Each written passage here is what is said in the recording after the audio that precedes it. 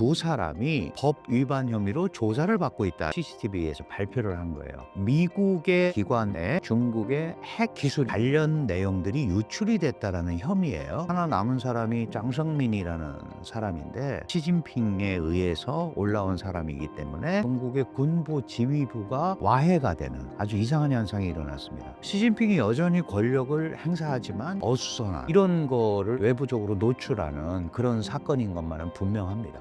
예전에 마오쩌둥 같은 완벽한 1인 권력을 유지하려고 한 거 아니냐. 중국을 움직이는 가장 핵심 실체가 7명의 정치국 상무위원들이 있습니다. 거기에 군부 세력은 없어요. 장여시하고 시진핑은 둘이 짜고 했을 수도 있는 거예요. 네, 안녕하세요. 저는 한국외국어대학교에서 중국을 공부하고 있는 강준영이라고 합니다. 저도 개인적으로 유튜브를 하나 개설했습니다. 강준영의 딥차이나 많이 살펴봐 주시고요. 우리 신사임당도 많이 사랑해 주십시오. 최근 중국 군부에서 큰 이슈가 된 장유샤 부주석이 숙청하게 된 구체적인 이유는 무엇인가요?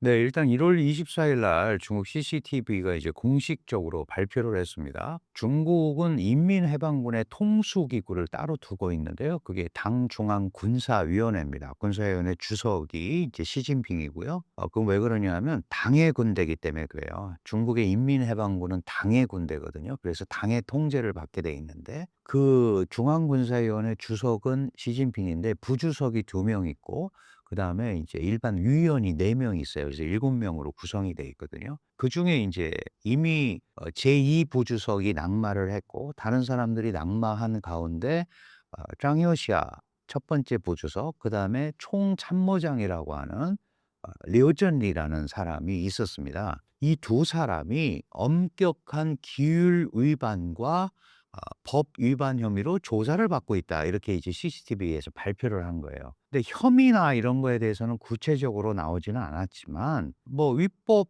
행위, 규율 위반 행위에 들어 있겠죠. 그런데 이제 내부적으로 알려진 바에 의하면 어쨌든 명분이 있어야 되니까 미국의 그 일부 기관에 중국의 핵 기술이라든가 이런 관련 내용들이 유출이 됐다라는 혐의예요. 그래서 조사를 받고 있다라는 것 자체는 아직 조사 결과가 안 나왔지만 조사를 받고 있다라는 것 자체가 낙마를 한 거죠. 더 이상 그 자리에 있을 수가 없다.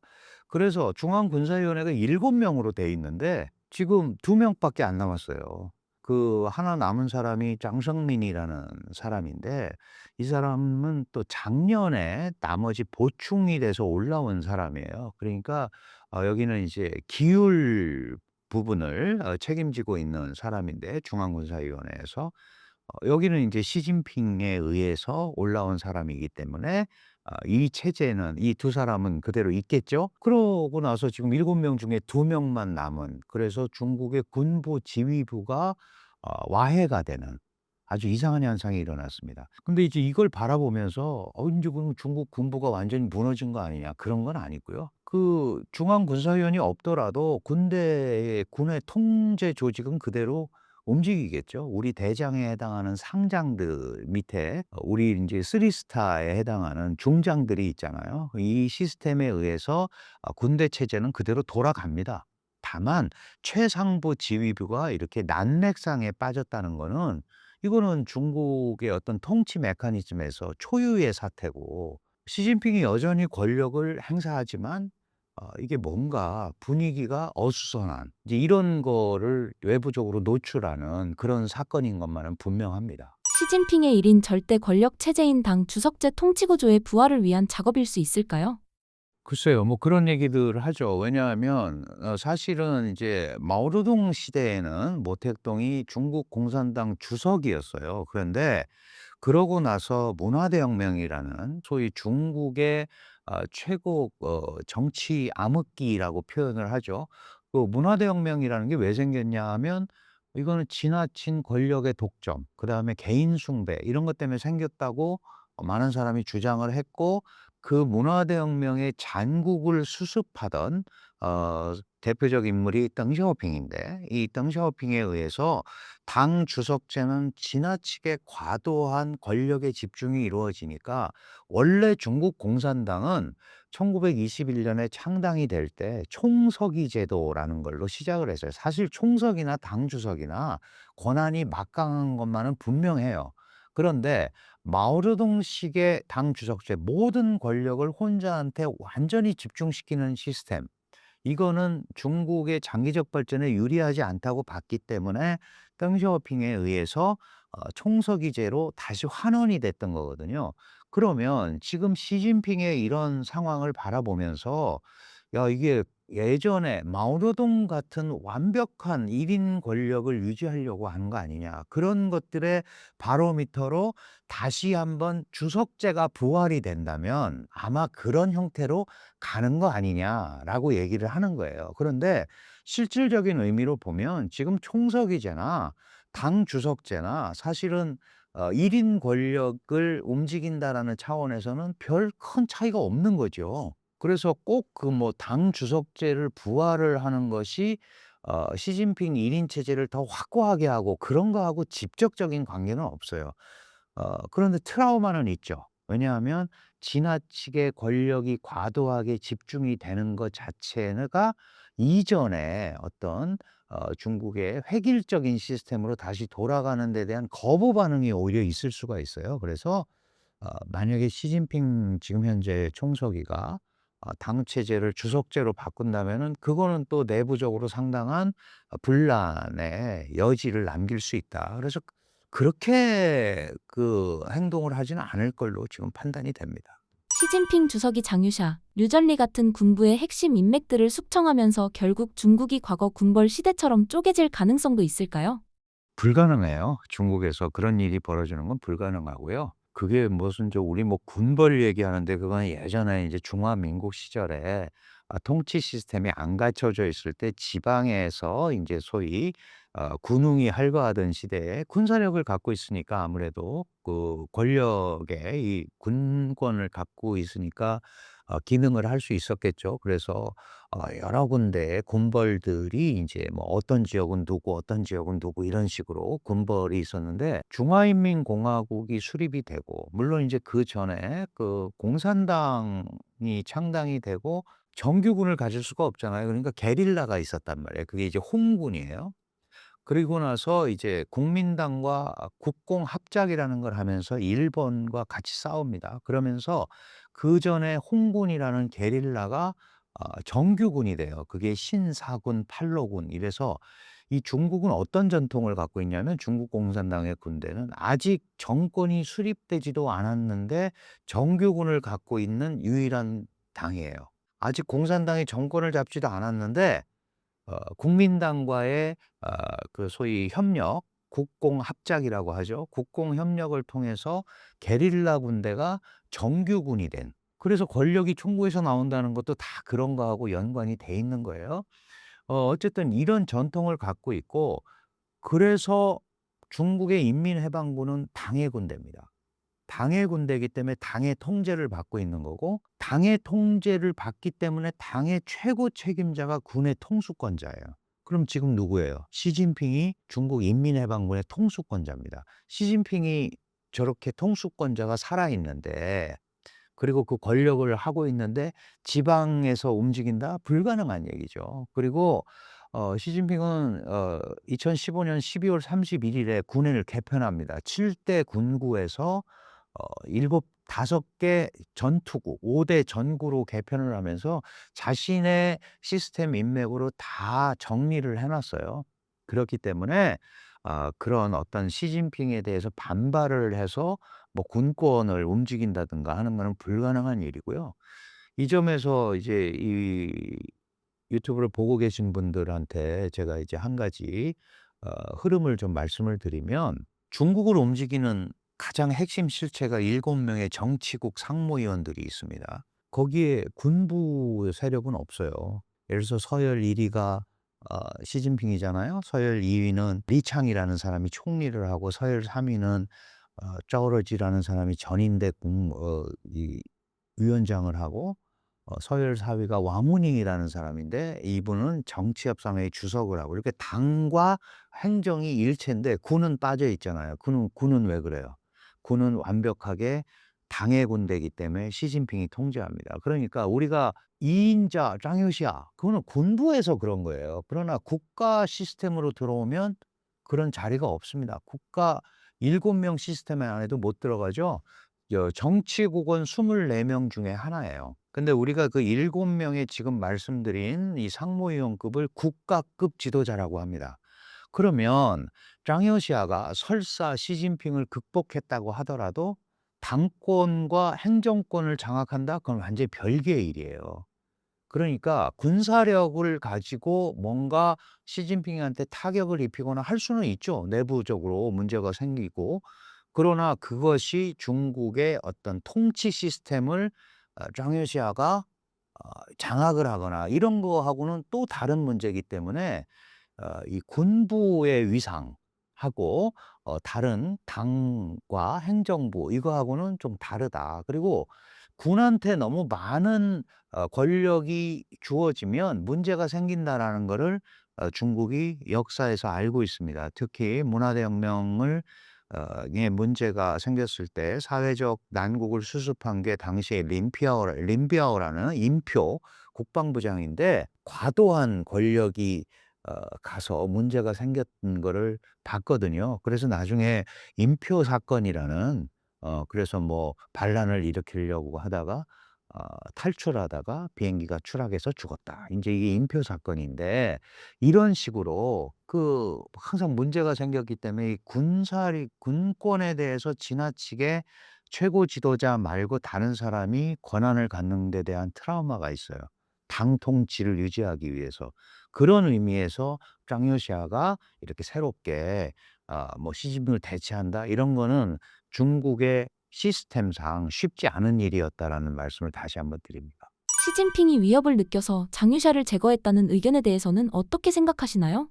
이런 거는 있어요. 왜냐하면 다 짱요시하든 누구든 시진핑의 인맥이에요. 시진핑이 군부를 장악을 하고 깔아 놓은 건데 인제 아마 군부 내부에서 충돌이 있었던 거는 분명히 있었던 것 같아요. 왜냐하면 그 안에가 뭐 파벌이라고 얘기하면 뭐하지만 좀 다른 성분들이 섞여 있었거든요. 예를 들면 짱요시아 같은 분은 이 사람은 소위 월남전 참전파 중국과 월남이 전쟁을 해요, 옛날에. 그때 인제 참전을 했던 야전 출신의 참전파예요. 그다음에 또 하나는 이 대만 지역을 둘러싸고 방어 또는 대만에 대한 어떤 군사력 이거를 움직이는 전투 구역이 있는데 지금은 인제 그걸 동부전구라고 합니다.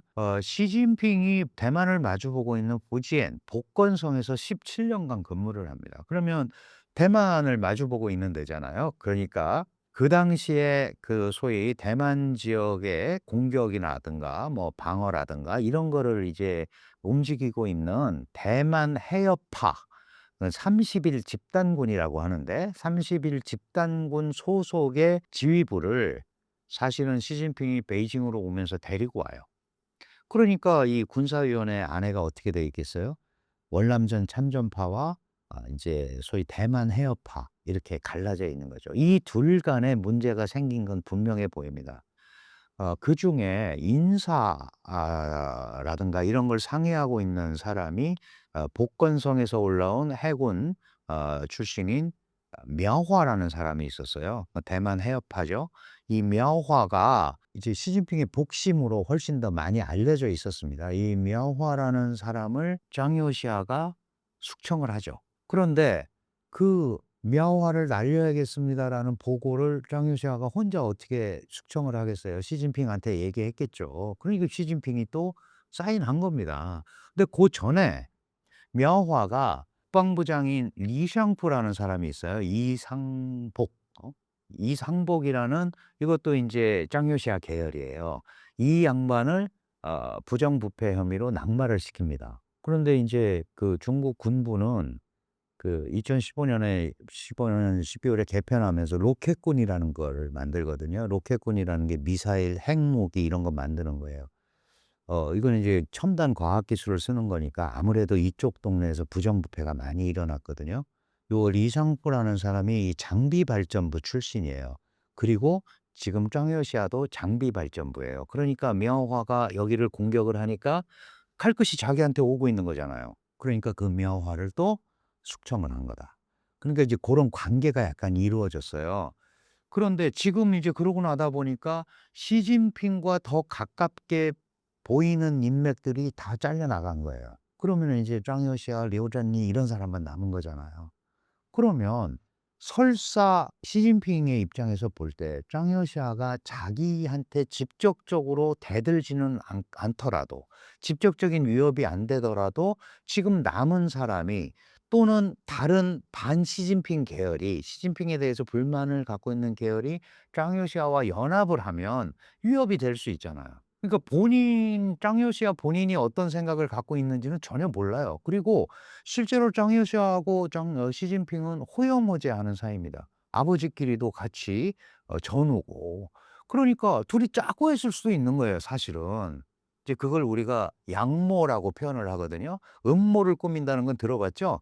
양모라는 게 뭐냐 하면 벌건 대낮에 꾸미는 음모죠. 다 이렇게 어 알면서도 그렇게 흐름을 그렇게 잡아가는 거예요. 그러니까 이런 그 알고 했다, 아니다 막 이런 거가 있었는데 결정적으로 이 짱여시아가 이제 시진핑에 대항하는 인물인 것처럼 비춰지는 거죠. 그러면 시진핑의 입장에서, 최고 지도자의 입장에서, 군 통수권자의 입장에서 그런 거를 그냥 놔두면 계속 문제가 생길 수밖에 없는 거죠.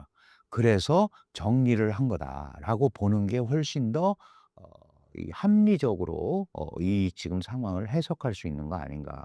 그러니까 짱여시아가 정말로 많은 반시진핑 세력을 등에 업고 또는 군부를 나름대로 관리를 하고 이렇게 해서 시진핑의 힘 빼기 또는 시진핑 권력을 위기로 끌고 갈 수도 있지만, 그런 생각이 없더라도 시진핑의 입장에서 보면 절대적인 도전 세력으로 비춰지거나 외부가 그렇게 해석하는 거를 막아야 되는 거죠. 그렇기 때문에 본인의 의사와 관계없이 정리 대상이 됐고, 그게 이런 요번에 이런 숙청의 형태로 간 거다. 엊그저께요. 전인대 상무위원회가 열렸어요. 그러면 이제 이 전인대 부주석 부위원장급이거든요, 이 짱요시아가. 근데 아직 거기에서 낙마하진 않았습니다. 아직 전인대 이름이 남아 있어요, 부위원장에. 그러면 아직도 그 세력이 있는 거 아니냐 뭐 인제 이런 얘기들을 하고 있는데, 지금 조사 기간이기 때문에 조사가 끝나면은 아마 정리를 할 거예요. 인제 그런 흐름들을 지금 가고 있다. 그렇게 되면은 인제 지금 현재는 시진핑과 7명 군사위원 중에 시진핑과 장성민 이렇게 둘만 남은 거고, 장성민은 자기가 불러온 사람이에요. 작년에 불러와서 아마도 요번에 낙마한 짱요시아와 류전리 이 사람들의 어 내부 상황을 조사했을 가능성이 있기 때문에 이 사람은 앞으로도 같이 갈 거다. 이렇게 보는 거죠. 2인자인 중국 군부 부주석 장유샤가 핵개발 기밀을 미국에 유출했다는 월스트리트 저널 보도는 현실적으로 가능한 시나리오인가요? 네. 말씀드렸지만 그거는 사실은 인제 이름을 그렇게 상황을 만든 것 같아요. 왜냐하면 사실 시진핑이 가장 중국 군부에 대해서 문제를 삼았던 게, 이전부터 중국군의 다양한 기밀 사항들이 미국의 안보 보고서라든가 미국의 전략 보고서에 너무 상세하게 기술이 되는 거예요. 그러니까 이게 뭔가 '우리 자료가 빠져나갔을 가능성이 높다.'라고 얘기를 하는 거고, 그게 인제 장비 발전부를 중심으로 움직이기 때문에 그런 얘기들이 있었던 건데, 짱요시아 입장에서 그렇게 했을 리가 별로 없잖아요. 그런데 인제 어떤 형태로든 간에 그런 상황들을 엮어서 뭔가 결정적으로 짱요시아에 타격을 입히려는 어떤 흐름, 이거를 잡는 데는 지금 미국과의 뭐 내통이라든가 또 미국에게 이런 주요 기술이라든가 이런 게 빠져나갔다라고 얘기하는 그런 게 아마 제일 좋았던 것 같아요. 그렇게 잡은 거 아닌가. 실제로 그런 일이 있었는지 없었는지는 잘 모르겠고요. 설사 그런 개연성이 있다고 하더라도 짱여시아 같이 군부 2인자 그리고 시진핑의 절대적 신임을 처음에 받고서 시작을 한 거잖아요. 그리고 조직의 생리상 자기가 중국 시진핑을 예를 들어서 타격을 입힌다고 완전히 새롭게 판을 짤 수 없다라는 걸 잘 아는 어 정말 백전노장의 군인이 그렇게 했을 리는 저는 없다고 판단합니다. 1월 30일 금값은 12년 반 만에 최대 하락률을 기록했는데요. 이는 중국 투기 자금의 대규모 차익 실현 때문인가요? 사실은 이제 금값이 폭등을 하고 뭐 은값도 막 올라가고 그랬죠. 근데 사실은 안전자산에 대한 수요 때문에 그렇거든요. 결국은 달러가 가장 세계적인 안전자산이잖아요. 그 뭐 유로도 그렇고 엔도 그렇고. 그런데 이 안전자산에 대한 수요라는 건 뭐냐 하면 우리가 달러를 왜 자꾸 갖고 있어요? '미국은 안 망할 거다. 미국은 세계 최강 국가고 어떤 형태로든 간에 달러 가치가 유지가 될 거다.'라고 생각을 하기 때문에 그거를 이제 달러를 많이 보유하고 그래서 외환 보유고라는 걸 다 달러로 갖고 있는 거예요. 그런데 트럼프의 최근 행보라든가 이런 걸 보니까 달러를 잘 못 믿겠는 거예요. 강달러를 추진한다고 그러다가 또 약달러도 용인한다고 그러다가 막 이런 것들이 나오잖아요. 그러니까 '야 그러면 달러도 안전하지 않을 수 있겠다.'라는 생각을 하는 거죠. 그 달러가 안전하고 가장 세계적으로 안전자산으로 평가받고 있는 게 미국의 국채입니다. 미국이 국가가 발행한 채권이니까 저거는 안전할 거 아니냐. 그런데 이제 트럼프 2 기가 들어오고 나서 소위 자국 보호주의 막 인제 이런 게 나오면서 달러에 대한 믿음이 어떻게 됐어요? 쪼끔 떨어졌죠. 그러니까 자연스럽게 전통적인 안전자산이라고 생각 가장 확실한 안전자산이라는 걸로 판단되는 금으로 이제 몰려간 거예요. 금이 가장 확실하다. 그래서 금을 다 수요에 시장 수요의 원리가 그렇잖아요. 제한돼 있는데 많은 사람이 사려고 그러니까 금값이 폭등을 한 거죠. 그러니까 이제 그런 얘기들이 나오는 거예요. 아 이게 인제 트럼프 대통령이 큰 그림을 그려서 이런 인제 소위 약달러 뭐 이렇게 하면서 중국 자본이 확 들어와서 금을 제일 많이 사니까 사실은 중국만 사는 게 아니고요. 우리나라는 상대적으로 금 매입을 덜하지만 많은 국가들이 안전자산에 대한 수요가 있잖아요. 그래서 금을 많이 비축을 하려고 그러고 많은 국가들이 실제로 그렇게 하고 있습니다. 그러니까 이거를 용인해다가 새로운 정책을 내세우면 그 샀던 사람들이 상당히 타격을 입을 거 아니냐. 그런 큰 그림을 그리고 한 거다 그러는데 사실 그렇게까지 직접적으로 연계돼서 보기는 조금 쉽지 않아요. 왜냐하면 미국 상황도 트럼프 대통령이 막 컨트롤할 수 있는 상황이 아니에요. 예를 들어서 미국의 금리를 결정하거나 이러는 연준도 지금 파월 의장이 말을 안 듣잖아요. 트럼프 대통령이 금리를 내려야 된다고 그러는데 안 내린단 말이죠. 뭐 내린다고 그랬다가 안 내린다고 그랬다가 계속 이러고 있는데 지금 상황에서 케빈 워시를 이제 새로 연준 의장으로 지명을 했단 말이에요. 케빈 워시는 근본적으로 양적 완화나 이렇게 달러를 찍어내 가지고 뭘 하는 데 대해서 반대하는 사람이에요. 그리고 기본적으로 강달러주의자입니다. 그래야 미국이 세계를 통제하는 달러 패권이 유지된다고 생각을 하는 사람이니까. 그러니까 앞으로도 어떻게 될지 몰라요. 그런 상황에서 트럼프 대통령이 중국에 직접적인 타격을 가하기 위해서 금값을 그냥 놔두고 용인하다가 갑자기 뭐 이렇게 했다. 이거는 약간 그 억측성이 있죠. 물론 그런 생각도 할 수는 있어요. 그럼에도 불구하고 중국이 그렇게 했다고 그래서 어마어마한 타격을 받느냐? 그러진 않을 것 같아요. 금이라는 건 안전자산이고 값이 떨어져도 갖고 있는 거잖아요. 그러니까 폭락을 설사 뭐 십몇 퍼센트 했다고 하더라도 지금 중국의 외환 보유고가 3조 5천억 불이에요. 그럼 웬만하게 해 가지고 그게 타격을 크게 받겠어요? 그런 거는 아닌 것 같습니다. 그렇지만 어쨌든 이런 이제 그 소위 국제 금시장이라든가 미국의 국채 시장이라든가 이런 데가 이제 약간 움직이고 있고 요동치고 있는 거는 사실인 것 같아요. 그럴수록 금에 대한 수요는 더 안전자산으로서 올라갈 수밖에 없는 그런 구조가 될 것 같습니다. 하락 전 금값이 무섭게 상승했는데 이게 단순히 시장 상황 때문이 아니라 트럼프 행정부가 의도적으로 설계한 측면이 있다고 보시나요?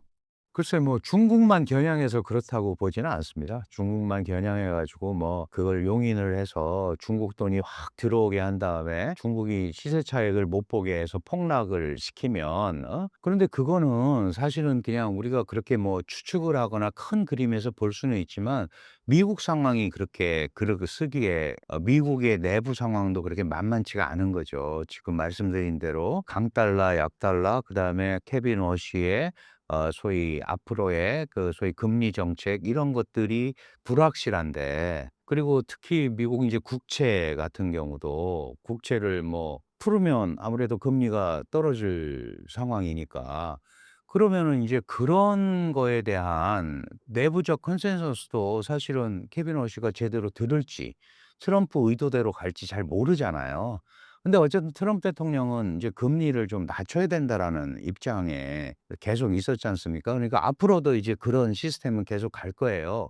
그래서 미국 내부 문제가 인제 어떻게 흘러가느냐가 굉장히 중요한 거고 당연히 중국은 그런 틈을 타서 뭔가 인제 자기네들의 위상과 이거를 더 국제 경제 체제에서 움직이려고 하겠죠. 그 대표적인 게 이제 인민폐 국제화 같은 거예요. 인민폐 거래를 강화시켜서 달러에 대한 의존도를 줄이는 거죠. 달러에 대한 의존도를 줄이는 여러 가지 방법 중에 하나가 금을 더 많이 보유해서 하는 시스템도 있어요. 그러니까 이런 흐름들 지금 뭐 중국은 금을 거의 사재기 수준으로 하고 있잖아요. 그런 것들이 장기적으로 달러 패권을 대체하고 인민폐 국제화를 하는데 뭔가 도움을 만들기 위해서 지금 가는 거다. 인민폐 거래도 지금 굉장히 활성화돼 있죠. 물론 이제 뭐 달러 거래가 지금 거의 60-70%를 차지하고 인민폐는 아직 10%까지 안 가 있지만 과거에 3-4%대보다는 인민폐 거래도 지금 올라가고 있거든요. 이런 걸 통해서 사실 이제 기축 통화까지는 안 가지만 그런 역할을 하고 싶어 하는 거예요. 달러를 대체하는 게 지금 당장 가능하지 않다는 건 알지만 영향력을 키우는 데 대해서는 굉장히 중국도 애를 쓰고 있는 제일 필요한 게 뭐냐 하면 널리 쓰여야 돼요, 인민폐가. 월드와이드 유즈라고 하는데 많이 쓰여야 그 돈이 전 세계적으로 가치를 갖고 있는 거거든요. 그러면 예를 들어서 우리 그렇잖아요. 달러는 전 세계 가서 아무 데서나 바꿔도 바꿔 준단 말이에요. 왜? 그거에 대한 가치에 대한 믿음이 있으니까. 인민폐도 그렇게 하는 거예요. 그래서 인민폐 국제화, 인민폐 거래 이런 걸 통해서 지금 한 8%까지 올라왔단 말이에요. 그러니까 앞으로도 계속 이렇게 갈 거고 또 그거의 경제적 안정성을 담보하기 위해서 금 보유 이것도 지속적으로 할 거다. 그러니까 결국은 단순하게 금값을 떨어뜨리고 막 이런 게 아니고 미국이 볼 때는 미국 달러 패권에 도전하는 인민폐 그리고 그 배후에 있는 금 자산 이런 것들을 엮어서 견제하는 이런 부분은 분명히 있지만 그거를 용인했다가 갑자기 뭐 중국에 타격을 입히기 위해서 팍 떨어뜨렸다. 이렇게 보기에는 조금 억측이 있지 않나 이렇게 생각이 됩니다. 중국이 인민폐 강세 용인 좋지 않은 쪽으로 방향을 잡은 것 같은데요. 왜 그런 것인가요?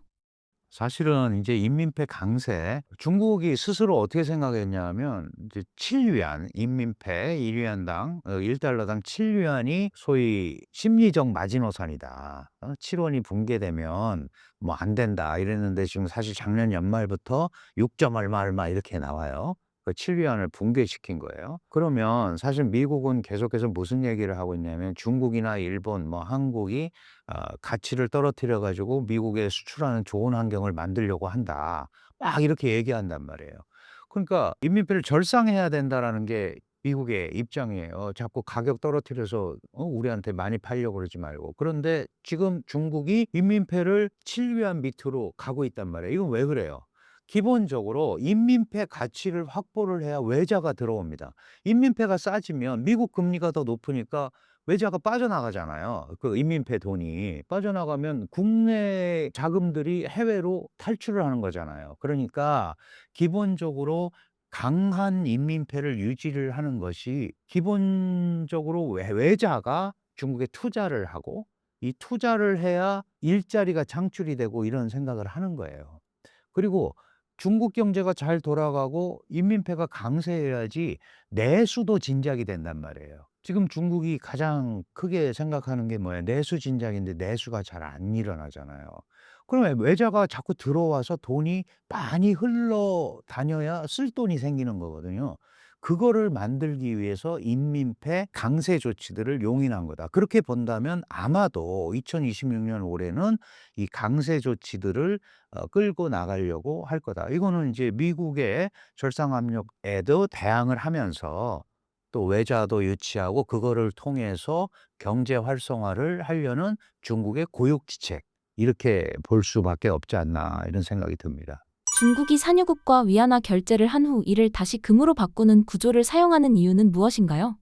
네. 아무래도 안전자산을 많이 쌓아 놓고 있어야 되는 게 좋으니까. 원래 또 중국 사람들의 금 사랑은 대단하죠.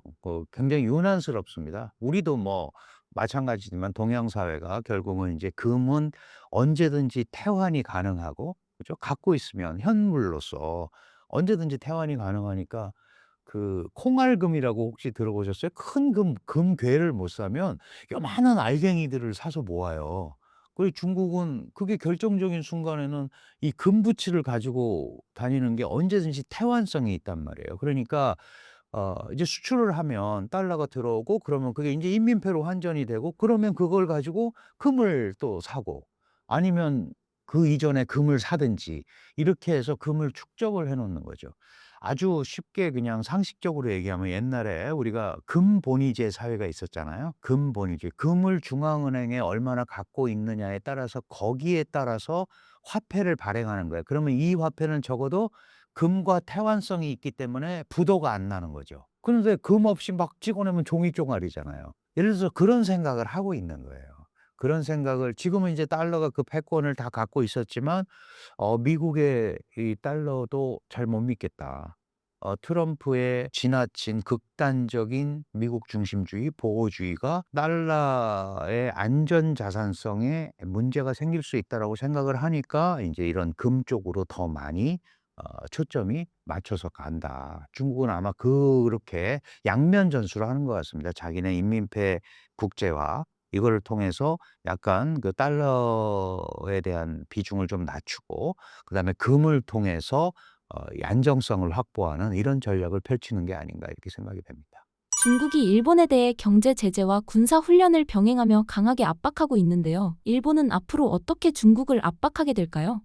최근에 중일 갈등의 시작은 작년 11월 7일 다카이시 일본 총리가 "대만 유사시가 바로 일본의 유사다." 이렇게 이제 얘기를 한 게 시작의 발단이에요. 발단이 됐는데 중국은 "아니 어떻게 중국의 영토의 일부분인 대만 유사가 어떻게 일본 유사냐. 이거는 중국이 주장하는 하나의 중국 원칙을 위반한 거다." 그런데 이 일본 입장에서는 대만에서 문제가 생기면 그게 대만 열도와 이렇게 일본 열도와 쭉 연결이 돼 있잖아요. 그래서 오키나와 열도 이렇게 해서 대만까지 이어지는데 그게 일본 안보에 위협이 된다. 그래서 우리는 집단적 자유권을 행사하겠다. 이건 유엔 헌장에 있는 거예요. 근데 일본은 2차 대전 이후에 전범국으로서 소위 공격을 못하는 군대를 갖고 있는 거예요. 그게 인제 수비형 군대죠. 전수방위. 전문적으로 수비만 하는 군대. 그래서 우리가 자위대라고 하는 겁니다. 공격을 못하는 건데 일본과 미국이 동맹이잖아요. 그러니까 이거는 "미국에 위협이 된다."라고 하면 집단적 자위권을 행사할 수 있는 거예요. 그러면서 자기네가 대만에 문제가 생기면 군사적 개입을 하겠다. 그러니까 이제 중국이 난리가 난 거잖아요. "니네가 왜 우리 영토에서 생기는 문제에 대해서 관여를 하느냐." 이러면서 "취소해라." 근데 일본도 총리가 한 발언인데 어떻게 취소를 하겠어요. 그리고 그거는 사실은 2015 년에 일본의 당시 아베 총리 시절에 국가보안법을 만들었고 그때부터 쭉 있던 거예요. 새로 얘기한 게 아니고. 그래서 다카이치는 물러설 수가 없는 상황이고, 그러다가 이제 중간에 뭐 이제 "유학 가지 마라." 그다음에 뭐 이제 여러 가지 뭐 불매 운동에 가까운 이런 일들이 있었고, "일본 수산물 뭐 수입 안 한다. 관광 가지 마라." 막 이랬고, 일본도 이제 거기에 대해서 적절하게 인제 대응을 했죠. 그래서 중국은 거의 우리가 뭐 한알령에 시달렸다고 그러잖아요. 사드 사태 이후에. 그 한일령, 일본 거 제한령에 거의 걸릴 만큼 그렇게 왔어요. 그런데 그러다가 또 한 번 이제 문제가 생겼습니다. 어떤 문제가 생겼냐면 만약에 대만에서 유사 사태가 발생하면 일본은 대만에 있는 일본인과 미국인을 구하러 가야겠다. 군사적인 얘기는 쏙 빼고 구하러 그럼 개입하겠다는 거잖아요. 그러니까 인제 급기야 중국이 카드를 꺼냈습니다. 전가의 보도처럼 쓰이는 히토류 카드를 꺼낸 거예요. 히토류 수출 금지. 히토류 금지 완전히 금지한 건 아니고요.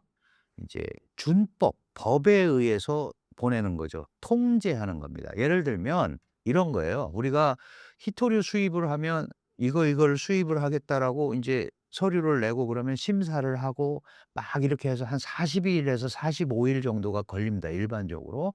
근데 제가 A라는 기업인데 이제 중국의 어디에다가 똑같은 패턴으로 계속하면 45 일씩 걸릴 필요가 없잖아요. 이미 다 하는 거니까. 그게 일반 룰이라고 하는 게 있잖아요. 그러면 대개 일 주일 안에 허가를 해서 보내줬단 말이에요. 그럼 이제 통제를 어떻게 하는 거냐? 한 40일 걸리게 하는 거예요. 지금 급한데 좀 빨리 저 원자재가 와야 되는데 인제 이런 거. 그다음에 1월 6일 조치를 자세히 보면 히토류만 있는 게 아니고 텅스텐이나 히토류 아닌 부분들도 있어요. 이런 것도 이중 용도로 사용이 의심되는 제품은 안 보낸다. 이중 용도라는 게 뭐예요? 이게 원래 민간용으로 보낸 건데 필요에 따라서는 군사용으로도 전용될 수가 있잖아요. 그러니까 군민이 같이 쓰는 부분에 대해서는 통제를 하겠다. 이게 인제 중국의 조치예요. 지금 인제 시행이 되고 있죠. 그럼 일본은 카드가 없느냐? 그렇지 않습니다. 일본도 카드가 있습니다. 특히 그 일본이 강점을 가지고 있는 게 인제 반도체 중에 포토레지스트라고 우리도 이전에 몇 년 전에 인제 고통을 받았죠. 3종 소위 소재에 대해서 제약이 있었는데 물론 그래서 우리가 국산화한 것도 있고 또 다른 방식으로 해결한 것도 있지만 이 반도체를 만드는데 이제 감광 장비라고 그래요. 그게 인제 그 회로 기판에 회로를 그리는 게 DUV가 있고 EUV가 있는데 이 EUV는 네덜란드 ASML이라는 회사에서 만들어요. 그걸 깔아 놓고 일본제 감광액이라고 여기다가 부어야 이 회로가 보여요. 이거를 포토레지스트라고 하는데 이건 일본이 90%를 장악을 하고 있어요. 그러면 중국이 반도체 만드는데 이 약이 없으면 물론 다른 방식으로 할 수 있겠죠. 이 약이 없으면 이 반도체 공정 자체가 문제가 생기는 거예요. 그러니까 중국도 일본에 대해서 이런 그 지속적으로 이런 소재 부분을 공급을 받아야 되는 거예요. 그래서 서로 아쉬운 면이 분명히 있습니다. 그런데 중국 입장에서는 물러날 수가 없기 때문에 그 자신들의 가장 아킬레스건이라고 할 수 있는 하나의 중국이라는 문제를 일본이 정면으로 위반했다고 생각하기 때문에 강력한 항의 또는 통제 메커니즘을 발휘할 수밖에 없다. 그래서 적어도 당분간은 이렇게 갈 수밖에 없다. 특히 지금 다카이치 총리가 중의원을 해산했습니다. 중국에 대해서 강경책을 계속 가는 것이 소위 보수 우익 강경 흐름을 끌고 가면서 일본은 의원 내각제 국가니까 중의원 해산하고 새롭게 선거를 해서 거기에서 다수를 차지하면 소위 장기 집권이 가능해지는 거거든요. 그러니까 계속 일본이 중국에 대해서 강경책을 펼치니까 내각 지지율이 77% 75% 이렇게 계속 고공행진을 한단 말이에요. 그러니까 이런 부분 때문에 뒤로 물러설 수가 없는 거예요. 그렇기 때문에 앞으로도 상당 부분은 이런 갈등 관계를 가지고 갈 수밖에 없다. 그리고 아시다시피 일본은 미일 동맹을 뒤에다가 깔고 있는 거잖아요. 그러니까 중국 입장에서는 일본을 그냥 놔두면 이제 미국을 등에 업고 공동의 어떤 흐름으로 중국을 견제할 수 있기 때문에 더 강력하게 일본에 대해서 지금 이런 강경 조치들을 취할 수밖에 없는 그런 상황이다 이렇게 판단이 됩니다. 센카쿠에 출몰한 중국 해경선과 일본의 대피 권고 상황, 이를 우발적 충돌이 아닌 계획된 국지전의 준비 단계로 볼 수 있을까요?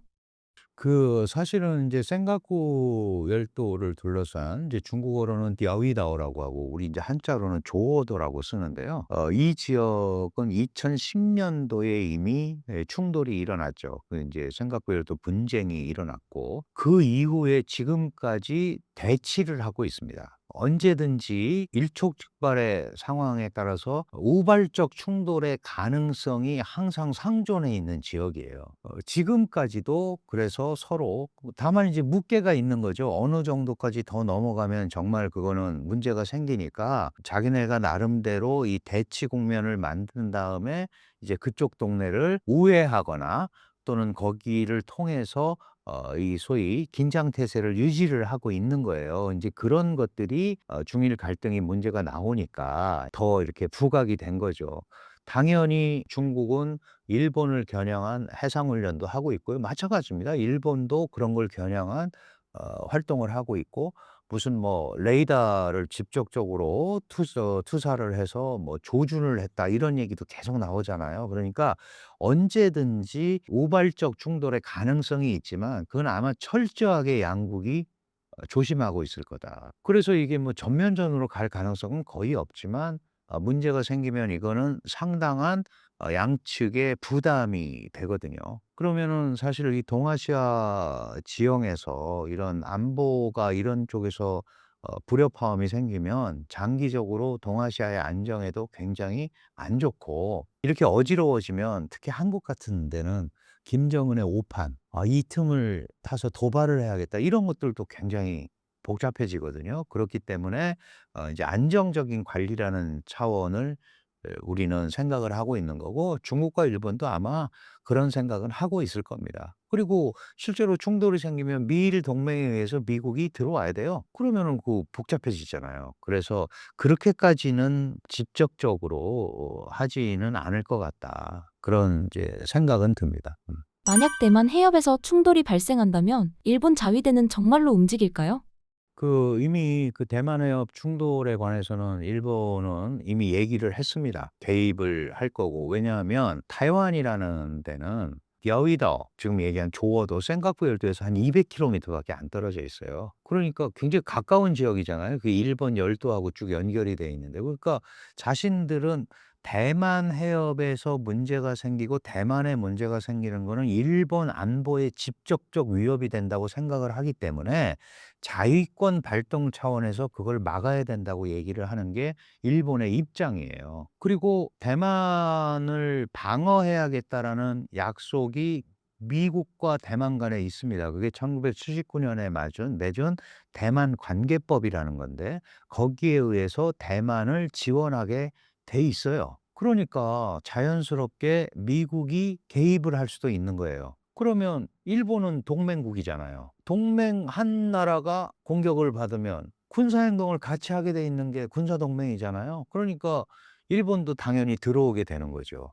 일본에는 8개 미군 기지가 있는데 8개 미군 기지가 전부 대만 해협에서 문제가 생기면 움직이게 돼 있습니다. 이제 우리한테도 불똥이 튀는 거죠. 그게 요새 얘기하는 주한미군의 전략적 유연성. 그래서 대만에 문제가 생기면 북한만 방어하는 게 아니니까 주한미군이. 그럼 미국의 군대잖아요.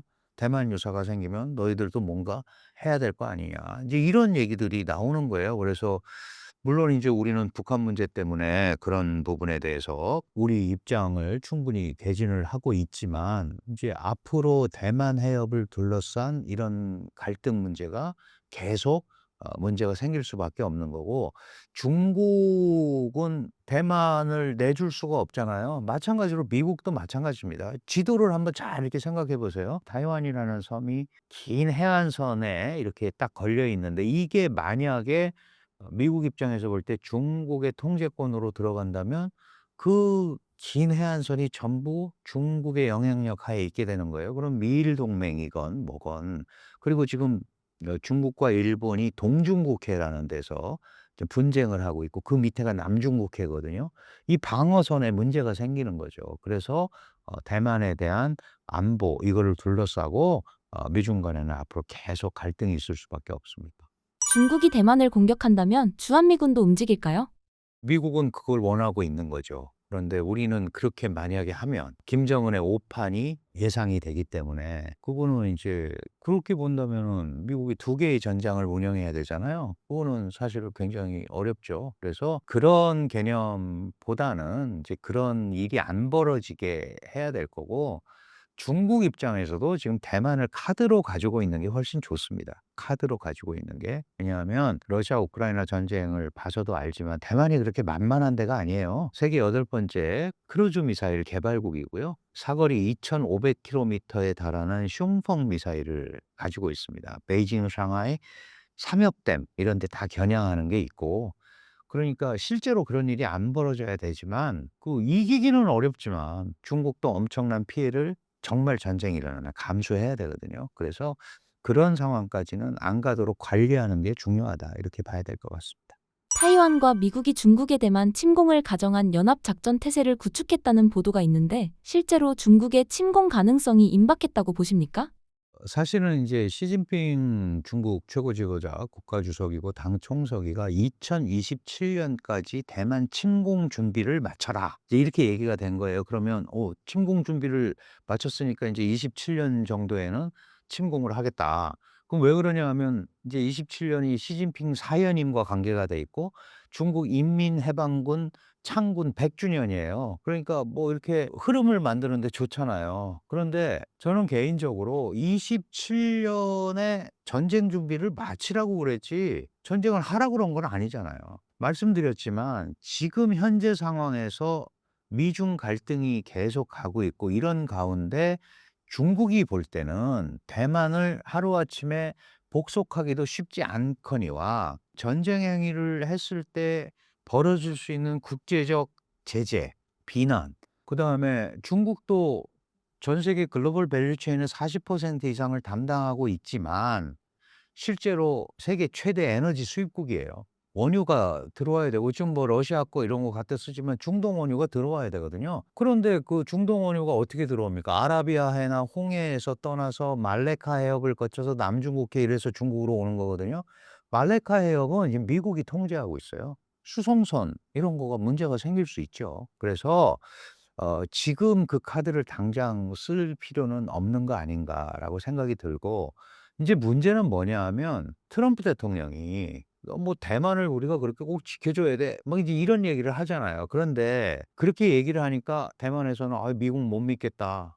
그리고 뭐 "너희 TSMC 미국에서 와서 40% 이상 여기서 생산해." 인제 이렇게 얘기하고 "5천억 불 투자해." 막 이렇게 얘기하잖아요. 그러니까 "이거 말 안 들어주면 우리 안 지켜 주겠다는 거 아니야?" 막 인제 이런 얘기가 있단 말이에요. 그런데 자세히 보면 대만을 포기할 수 없는 게 사실은 미국입니다. 미국 입장에서 보면 대만이 중국의 통제에 들어가게 되면 소위 미국의 서태평양 이제 태평양 우리 쪽 이쪽이 문제가 생기고 그거는 미국의 인도 태평양 전략의 결정적인 마이너스가 되기 때문에 그렇게 할 수가 없고 그게 인제 어디에서 나타나냐 하면 작년에 미국의 NSS라고 안보 보고서가 나왔고 그다음에 올해 1 월에 NDS라고 전략 보고서가 나왔어요. 그러니까 이 안에 보면 사실은 직접적으로 얘기를 하지는 않지만 우회적으로 "대만을 보호하겠다."라는 얘기가 들어 있습니다.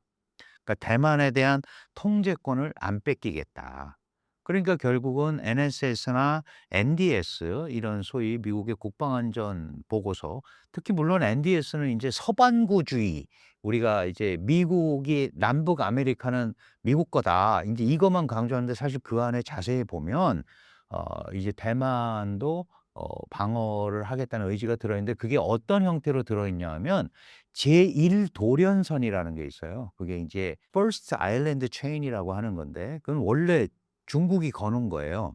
제1 도련, 제2 도련 그게 인제 소위 대만을 둘러싸서 필리핀까지 이렇게 한 선, 그다음에 남중국해 이쪽에 두 번째 선, 그다음에 뭐 저 괌이나 이런 데까지 가는 세 번째 선 이렇게 그러니까 미국이 그쪽으로 접근하지 못하게 하겠다라는 중국의 입장이에요. 그걸 인제 A2AD라고 하는데 이게 뭐냐 하면 반접근 지역 거부 전략이에요. 그러니까 미국이 못 들어오게 해야 자기네들 공격을 못 하니까. 근데 지금 어떻게 됐냐면 거꾸로 거기를 이제 못 나오게 하는, 안에다 가둬 놓으려고 하는 거예요, 미국이 볼 때는. 그 바깥으로 나오면 태평양이고, 그러니까 이게 못 나오게 하려고 하는 거거든요.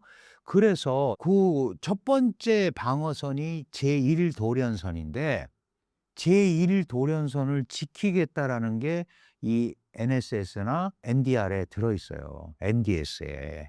그러니까 무슨 말씀이냐 하면 결국은 대만 방어를 연합적으로 하겠다라는 생각이 있는 거죠. 그게 우회적으로 직접적인 이런 어떤 흐름은 아니지만 그 안에를 살펴보면 그런 게 들어있기 때문에 트럼프 대통령도 대만 방어의 중요성을 알고 있다. 그리고 그거를 이런 안보 보고서나 전략 보고서를 통해서 우회적으로 메시지를 던지고 있다. 그렇게 지금 이제 이 상황을 봐야 되는 거죠. 트럼프 2기 행정부의 고율 관세 압박이 중국의 내수 중심 성장 전략에 실질적으로 어떤 타격을 주고 있나요?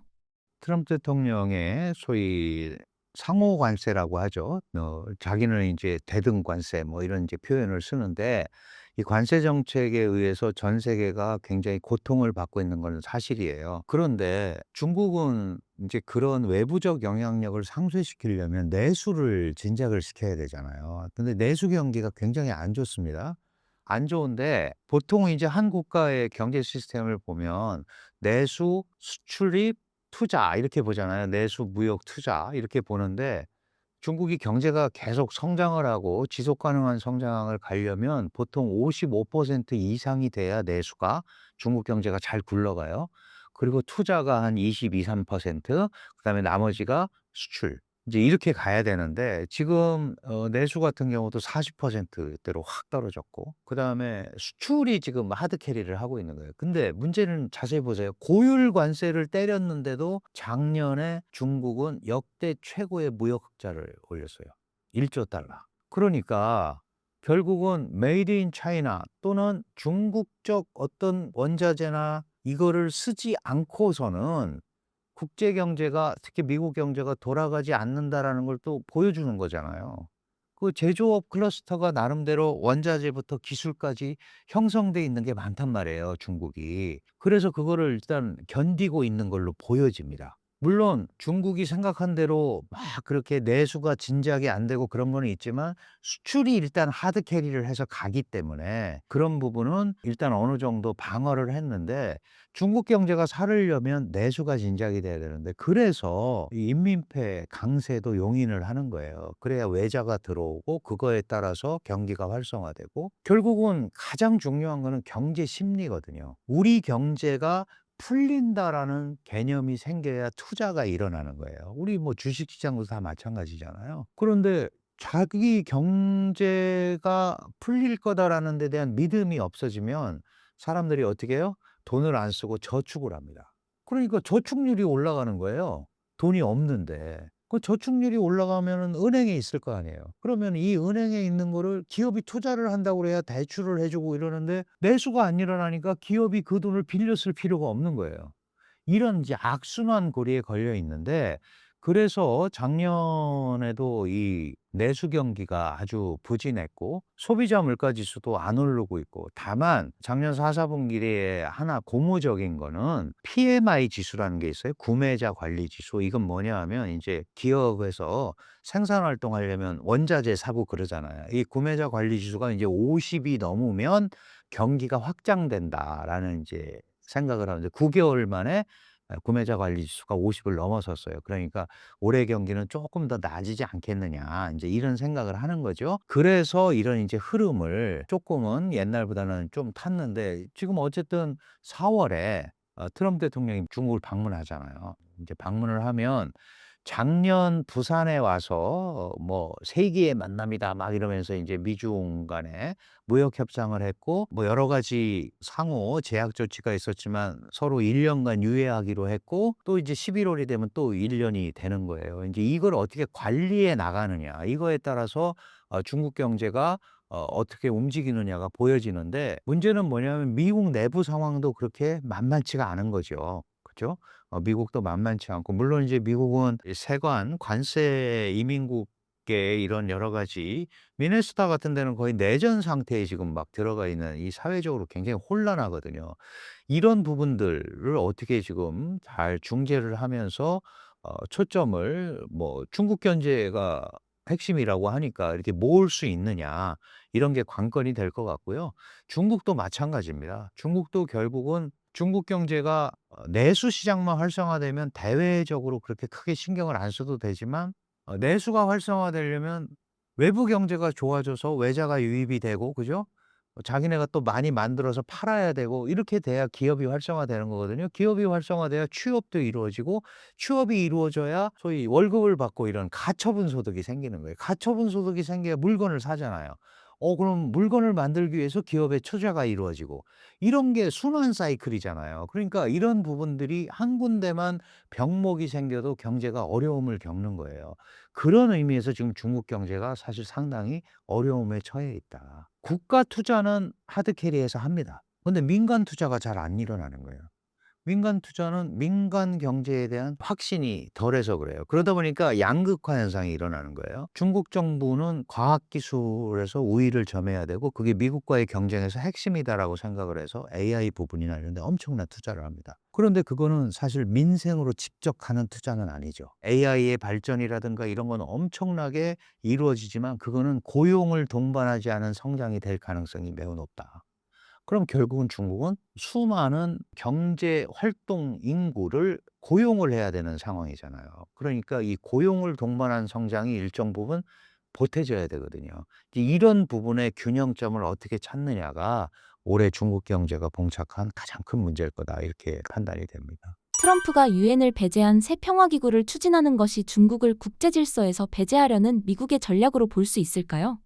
글쎄요. 그 트럼프 대통령은 무슨 어떤 뭐 특정국을 겨냥하는 것도 있지만 기존의 국제 질서, 국제 메커니즘 그걸 인제 우리가 자유주의적 국제 질서라고 하는데 미국이 앞에 나서서 동맹을 만들고 규범을 만들고 이렇게 해서 이제 국제 기구를 통해서 움직여 온 게 2차 대전 이후의 세계입니다. 그래서 평화가 유지되고 뭐 큰 흐름을 미국은 항상 인자한 어른 뭐 '내가 다 이렇게 통제해서 간다.' 이렇게 해서 왔는데 이제 트럼프 대통령 1 기, 2기 뭐 중간에 바이든이 있었지만 이게 인제 깨진 거예요. 그래 국제 자유주의적 국제 질서가 인제 와해가 된 거죠. 각자 도생, 알아서 살기. 그리고 그 트럼프 대통령 자체는 국제 기구를 의 효용성을 전혀 인정을 하지 않고 있죠. 뭐 아시다시피 유엔을 비롯해서 WTO 뭐 국제 환경 기후 포럼 이런 거 다 탈퇴하고 안 하잖아요. 얼마 전에 66개 유엔 회원국에서 다 이제 산하 기구에서 탈퇴하는데 서명도 하고